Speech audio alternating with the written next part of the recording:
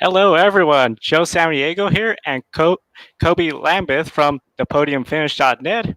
We just finished wrapping up the NASCAR Real Heroes 400. Kobe, what's your initial reaction from today's race? First and foremost, it was wonderful to have racing back on TV for the first time in over 2 months. It's something that I've missed and many people all over the world has missed as well. And for NASCAR to be able to come back during these crazy unprecedented times, it just makes a lot of things better on so many levels. I agree with you. I know I was really enjoying the race. It was a really fantastic race. I know we'll go over a little bit about the race here and there, but definitely it was a little different, of course. No crowd there. Seeing Regan Smith, the pit reporters with a mask on, and then one of the things I found a little comical was that for the driver interviews, you may have noticed they had that microphone and looked like a stick that they used back in the day to Mhm. clean the windshields from the race cars. What you thought of everything we saw for all the safety precautions that they demonstrated today? Actually, I thought everything went well because you saw everybody wearing masks and then they were practicing social distancing. The only questionable thing was the camera angle that Fox showed of the spotters. I forgot at what point of the race it was in, but from that certain angle, it looked like the spotters weren't practicing social distancing, and then MRN reporter Hannah Newhouse showed another angle, and it looked like the spotters were social distancing. So I'm not sure if it has something to do with the camera angle being misleading with Fox, or if something, or if it was something else. Recall seeing that the broadcast. I didn't see the MRN, but I did see on the television, especially since it was from turn one, looking across the grandstand. And from that perspective, it didn't look like they were doing that great social distancing. But yeah, I didn't see the MRN tweet about it. But that's something overall, it seemed like everything was pretty well. And of course, one person doing really well today, Kevin Harvick. He got career win number 50. He's done a top 10 in every race so far this season. And with today's race, he now is third place in the grid ranking. Were you a little bit surprised? I know we talked, you picked Brad Keselowski. I went with Jimmy Johnson. Didn't see a whole lot of Harvick chat today. Were you a little surprised with his performance today? Actually, we shouldn't really be surprised by Kevin Harvick winning today because they do call him the closer for a reason. And Kevin Harvick, he's always rose to the occasion in the big moment, and seeing him win today, it shouldn't really be a surprise to anyone. Although I probably should have picked him, and a lot of other people probably should have as well. But Harvick proves why he's been around in this sport for so many years.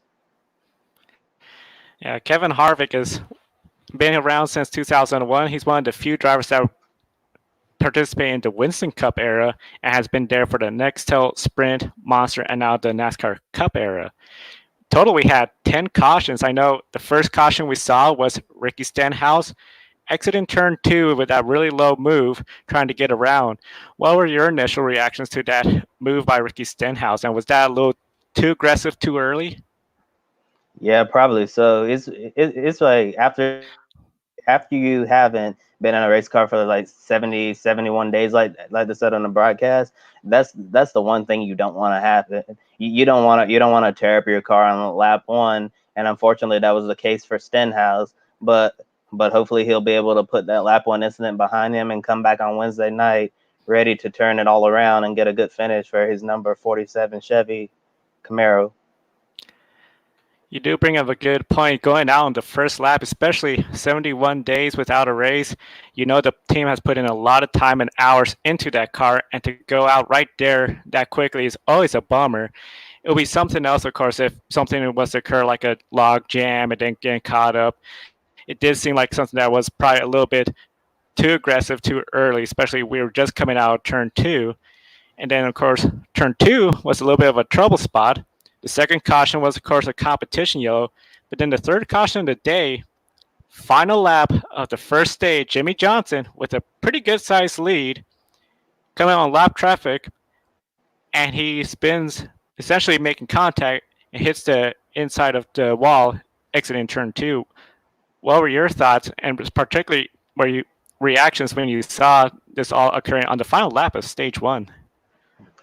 That was an absolute heartbreaker for Jimmy Johnson and the Hendrick cars in general. Before the shutdown occurred, they're actually looking pretty good, and they look pretty good today.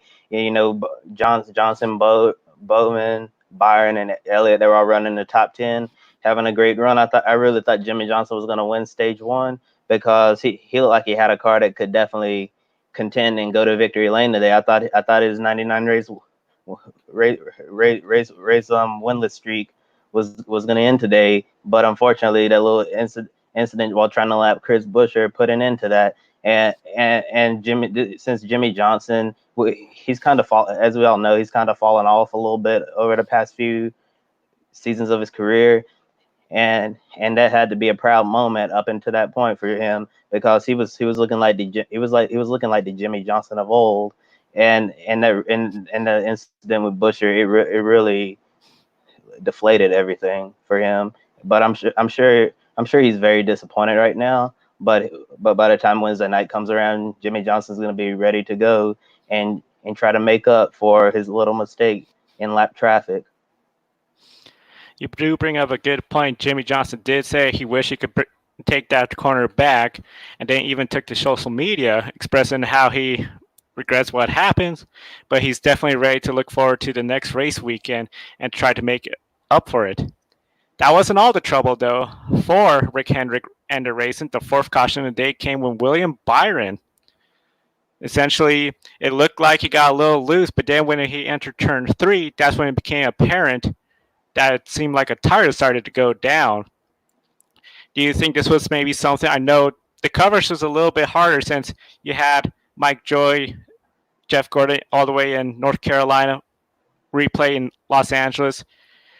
I didn't see anything, but do you think it was something where it was just Darlington being that abrasive started to take his toll on that tire, or do you think maybe somewhere something may have cut that tire on William? To be honest, I don't really think we can really determine what the cause of that was. But in the end, and whatever happened ruined William Byron's day. And just like Jimmy Johnson, he had a great car, and I thought he would be a contender as well. And I definitely think that both Jimmy Johnson and William Byron will be ready to come back on Wednesday night and make up for what happened in today's race because Hendrick Motorsports, as we've seen in recent years, they haven't like really had the same amount of speed in their cars, but it seems like something's finally clicked over there and they're moving back towards the front of the pack. And I definitely expect to see all four Hendrick cars run in the top 10 again at some point in the race on Wednesday night. Yeah, all four of them were running the top 10 towards the end of the stage.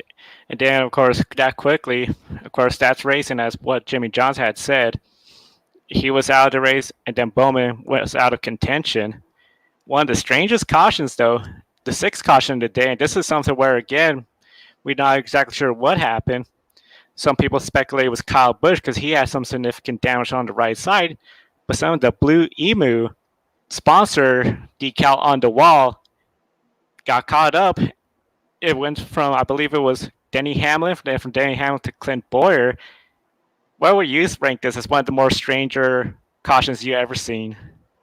Yeah, it's really weird because Blue Emu, they've really gotten some strange exposure in terms of sponsorship. Because at first, like to be honest, I'd never heard of Blue Emu, but and a lot of other people had neither. And when Bubba Wallace rage quit during the iRacing event, I believe it was at Bristol when he had drama with Clint Boyer. You remember that? Yeah, Blue Emu. They took to social media and dropped Bubba Wallace right there, but continued to support Landon Castle, and then Blue Emu was also a part of the Landon Castle Monza Madness stream, and we all know what happened Mm-hmm. there. And then and then and then today with causing the debris caution with the Blue Emu logo, it's just been really crazy how their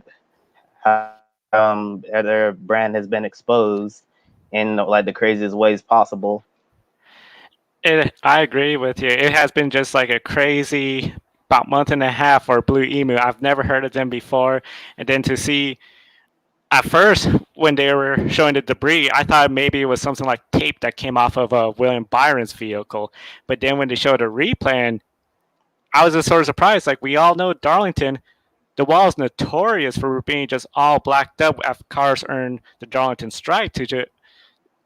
I don't know if somebody a blue email or Darlington just thought, hey, we'll just put a decal because we have a very short timeline to prep the track rather than the traditional paint. But it was something else. And now that you mentioned about how it was in Bristol, Bubba Wallace and Clint Boyer, the blue emo gets stuck on Clint Boyer.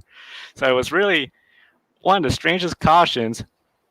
The remaining cautions of the day, it was just looks like what it was traditional Darlington. The lady in black got Christopher Bell spun. Busher had an issue as well. And then Ryan Newman. And Ryan Newman had been doing good most of the race. You had mentioned you will see Ryan Newman get in the top 20.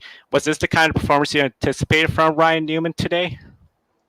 Oh, absolutely. I knew Ryan Newman was gonna come back ready to go racing today, and he did what I call doing Ryan Newman things, getting the most out of his equipment, and been in the right position when it mattered. Although he probably didn't get the finish that he wanted, I think it's definitely a good step in the right direction for him and the Roush Fenway Racing program.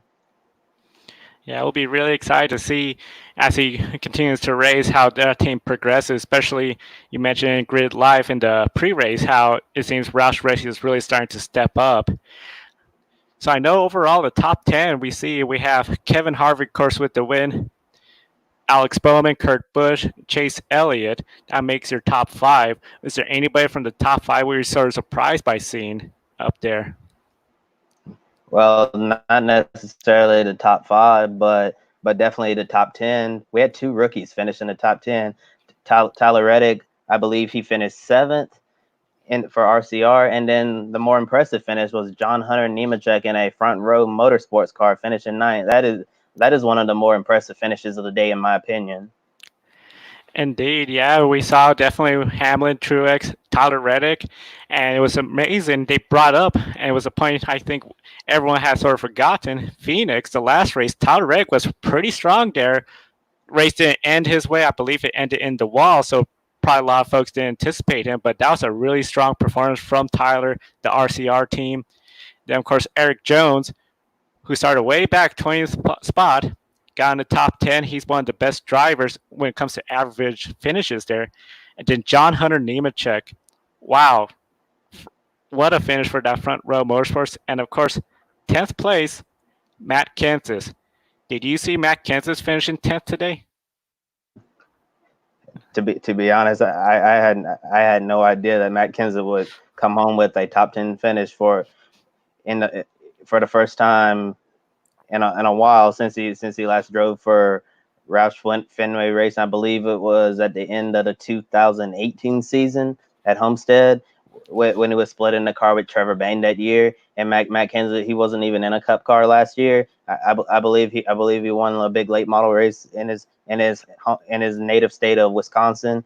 And he hasn't had any experience, as we mentioned in the pre-show, with this current Cup package, 550 horsepower. You're way more on the gas than you're off within the downforce and the aero ducts, and then Matt Kenseth with no practice at all or no qualifying, and he goes out there and he brings home a top 10 finish. I guess we're gonna see a lot of great things from Matt Kenseth as the season progresses. Yeah, top 10 finish for him. And to consider also Chip Ganassi, his teammate, third place, makes me start to wonder, do you see that team? You talked about Roush Fenway improving. Do you see now Chip Ganassi, the last few years they've been getting wins. Both drivers won last year. Do you see them being something where both drivers are going to be in the playoffs and probably be another step up for Chip Ganassi Racing? Oh yes, I think you can definitely put Chip Ganassi Racing in in that conversation of teams improving.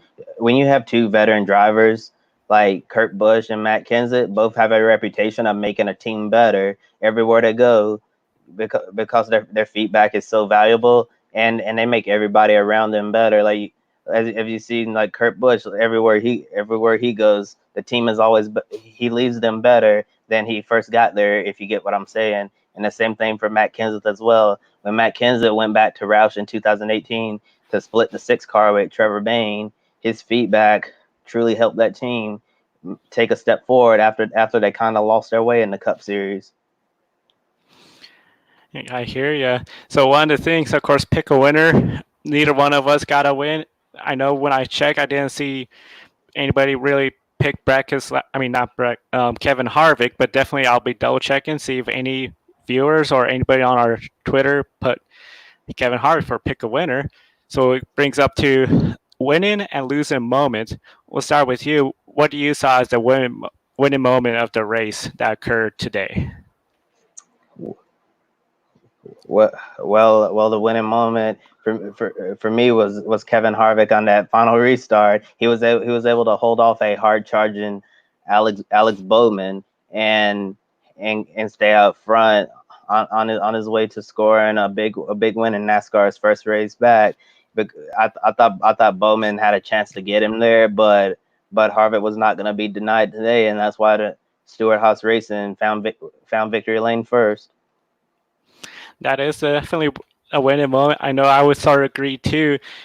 I'm thinking also as well too. Definitely the pit crew. Kevin Harvick had a bad pit stop. He fell in the back.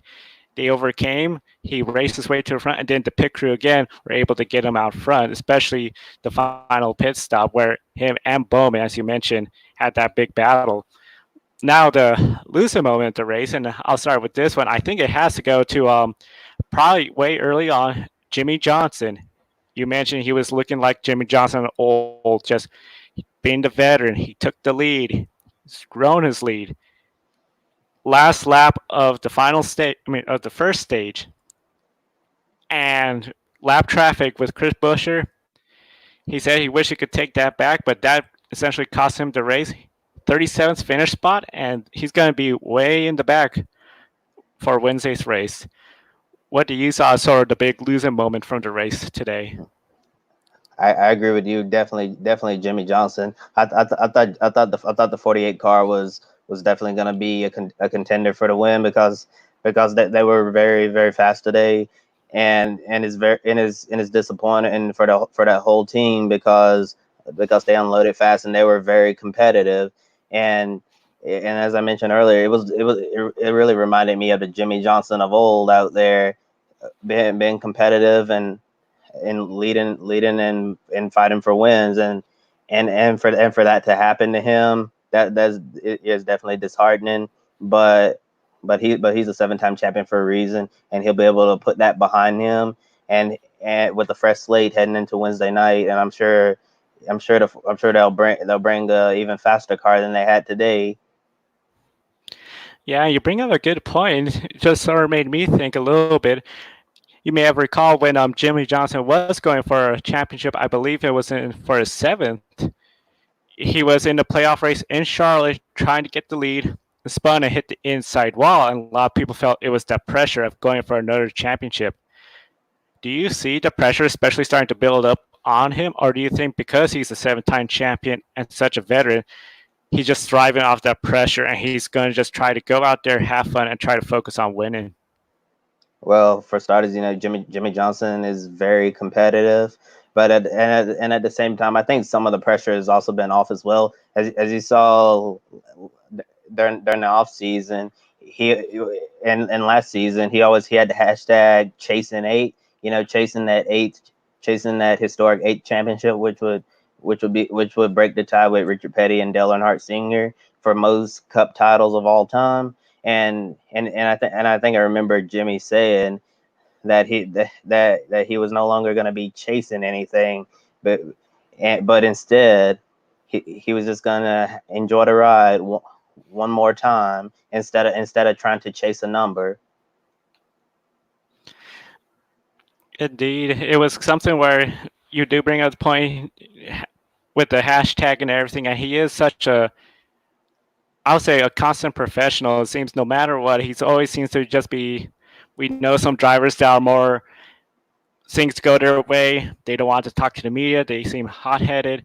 He always seems to just be so level. And even at that interview, that had to be disheartening because he knows feels bad for the team and everybody that he just probably let down with that move.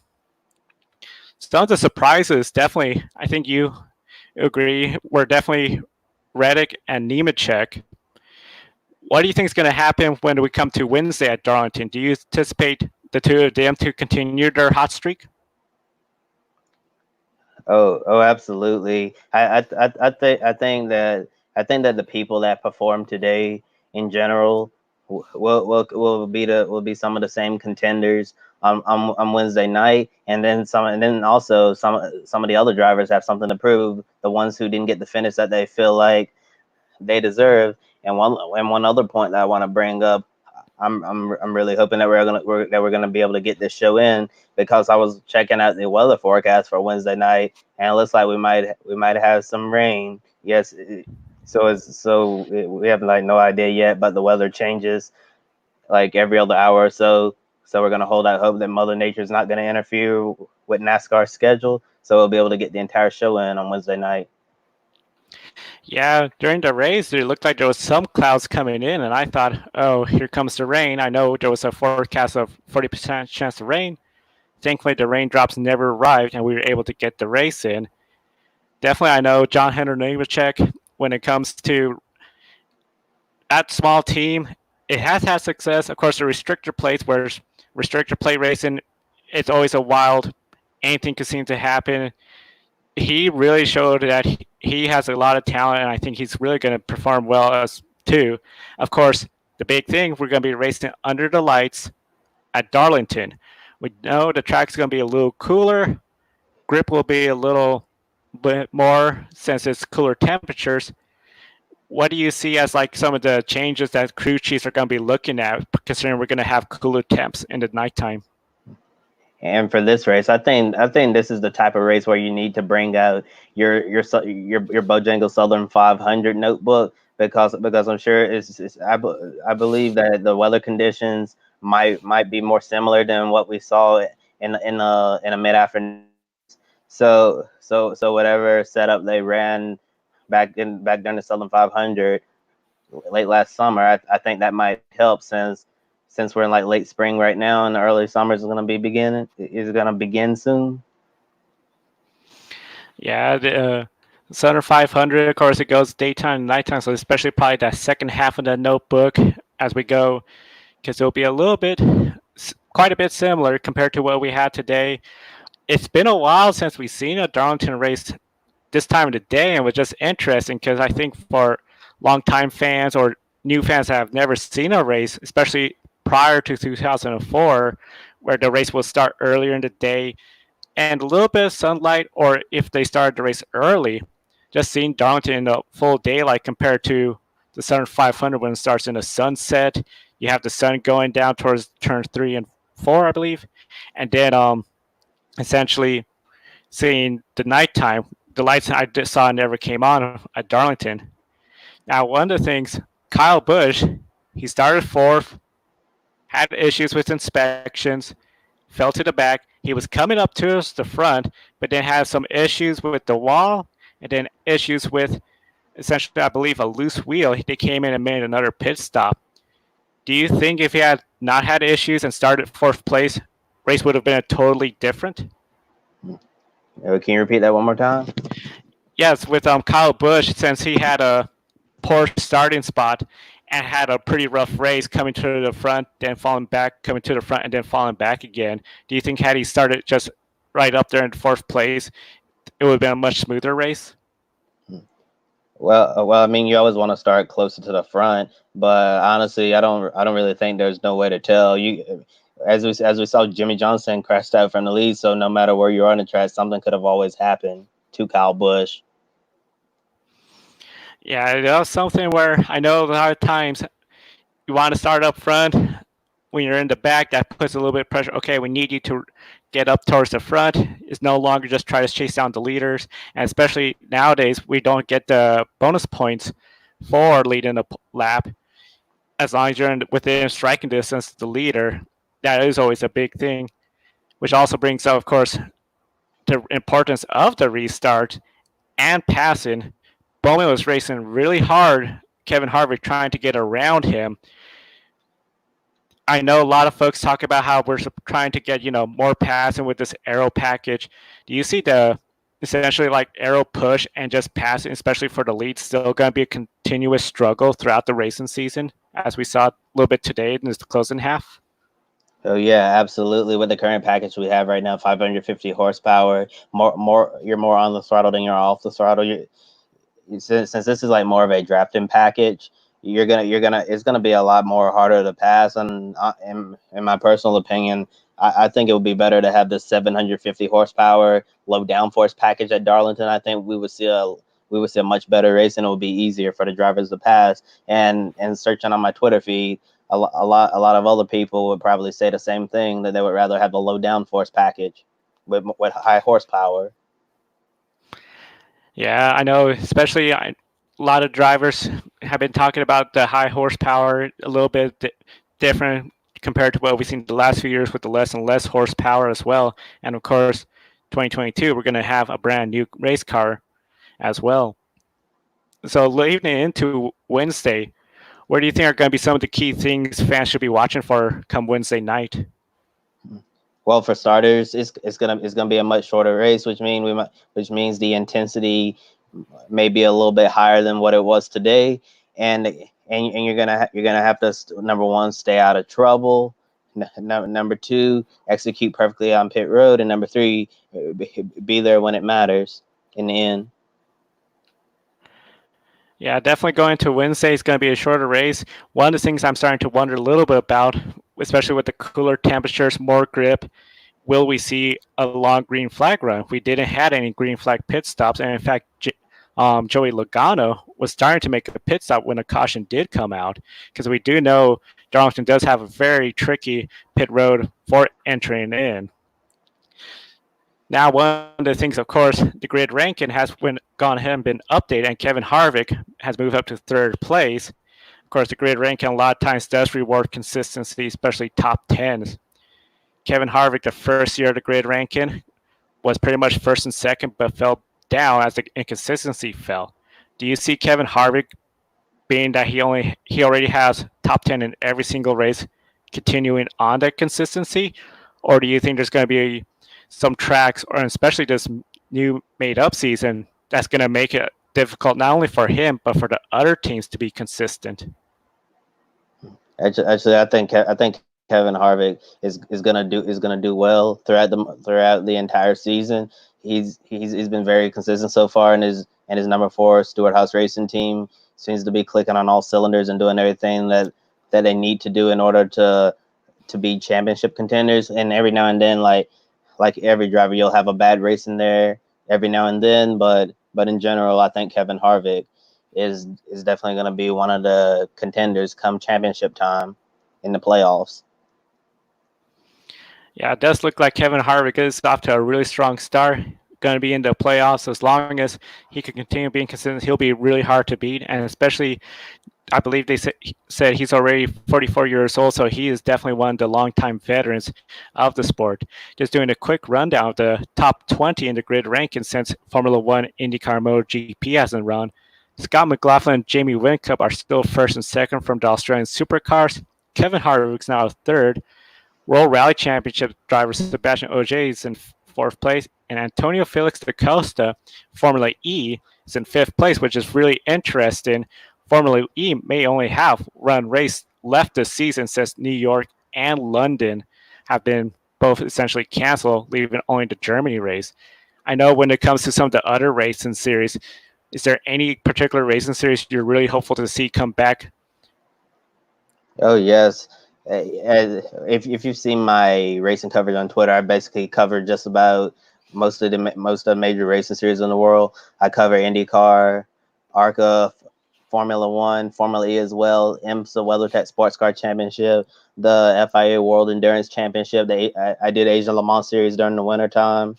Yeah, all of those series. I just hope that they'll be able to come back soon and do it safe and be smart about it as well, just like NASCAR did with their safety procedures to make sure that they're not going to pass the coronavirus on to someone else. I agree. Definitely, we want to make sure everyone who does come back safely do it right.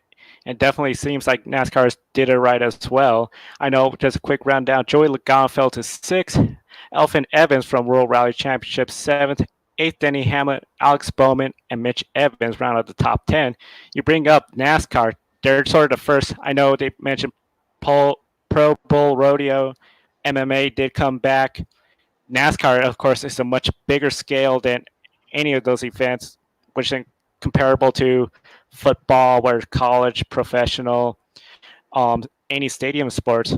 Do you think this was definitely a big learning opportunity and sort of NASCAR setting the standard of, okay, this is how racing with the current situation looks like?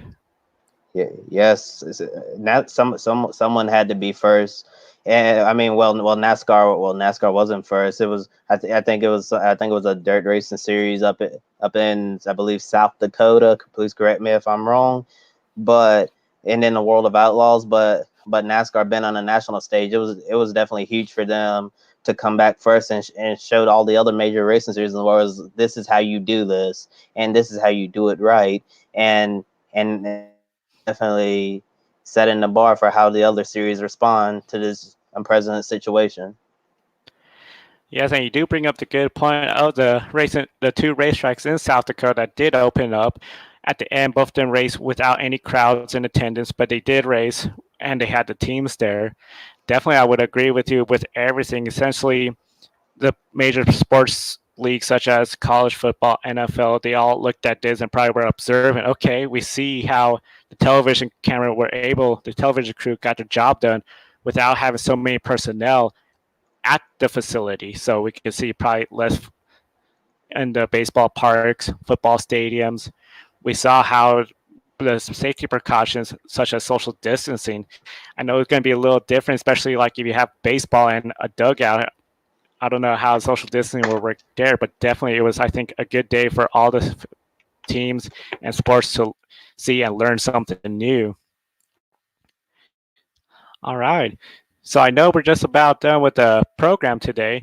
Do you have any final thoughts today or anything you'd like to bring up before we head off, especially previewing for tomorrow's race?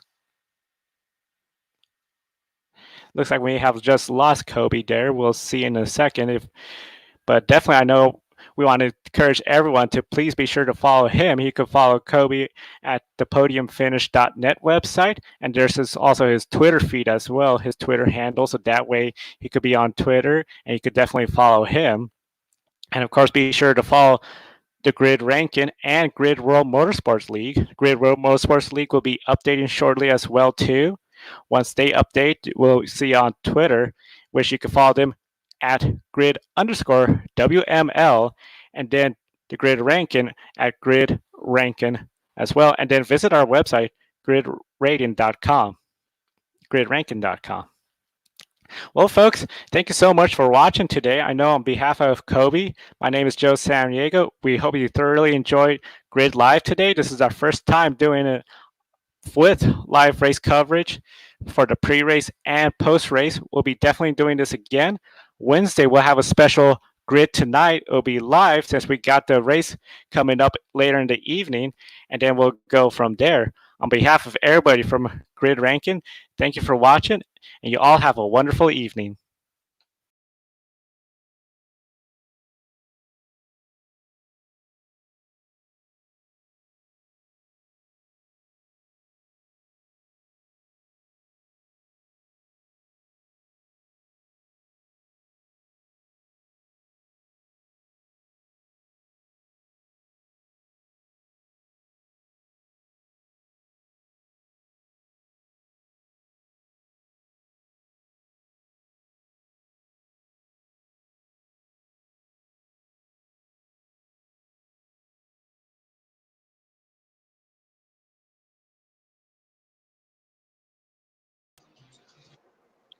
All Um, right, folks.